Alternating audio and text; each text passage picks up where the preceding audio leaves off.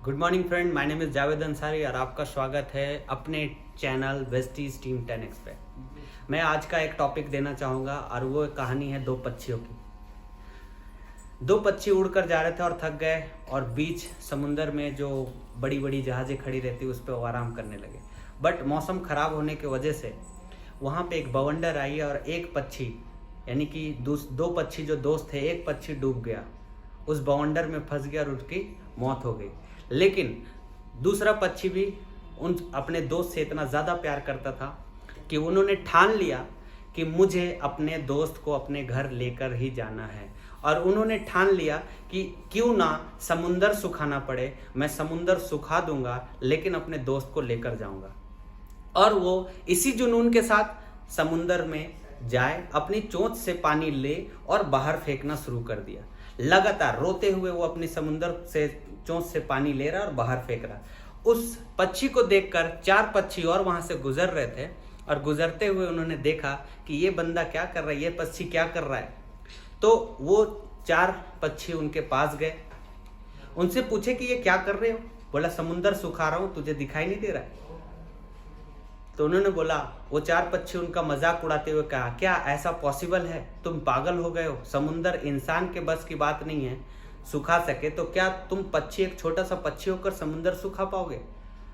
वो पक्षी का एक ही जवाब था, देना है तो साथ दीजिए, सलाह मत दीजिए।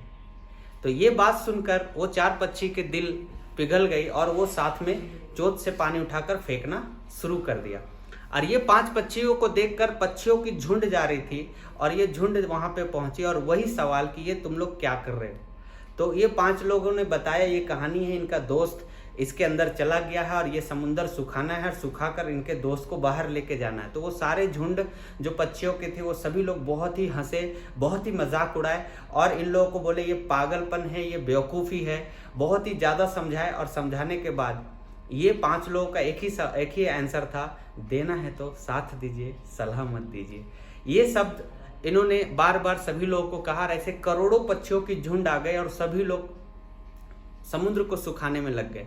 अब पक्षियों का राजा गरुड़ जो वैकुंठ में बैठा, जो विष्णु भगवान का क्या है, वाहन है, और वो पक्षियों का राजा गरुड़ को ये बात पता चली और उन्होंने भी बोला कि जब पूरी पक्षी का फौज वहां पे समुद्र सुखा रहा है तो मैं यहाँ बैठ के क्या करूँगा, मुझे भी जाना चाहिए। जब ये उठ के जाने लगे तो विष्णु भगवान जी बोले कि गरुड़, अभी मुझे शंकर जी के पास जाना है, यहाँ जाना है, यहाँ जाना है, क्योंकि गरुड़ क्या थे, विष्णु भगवान के वाहन थे।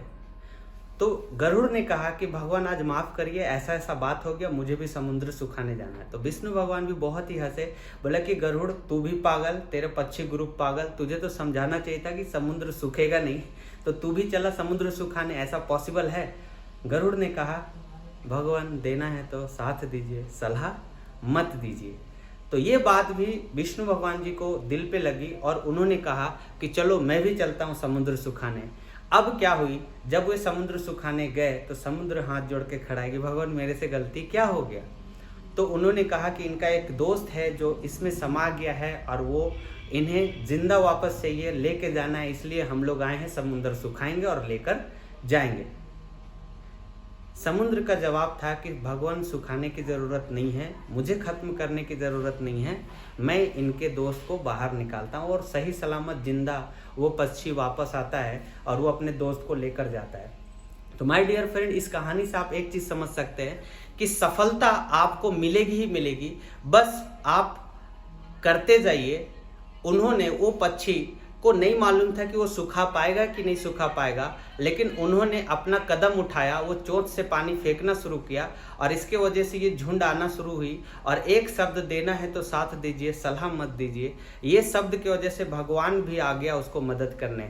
तो माय डियर फ्रेंड, आप तो इंसान हो, आप अपने सक्सेस, अपने ड्रीम को लेकर के, अपने परिवार के सपनों को लेकर के अगर आप काम करते हैं तो डेफिनेटली 100% ईश्वर, गॉड, भगवान, अल्लाह, आप जिसको भी मानते हैं वो आपके साथ आएगा और आपको सफलता दिलाएगी। Thank you, wish you wealth.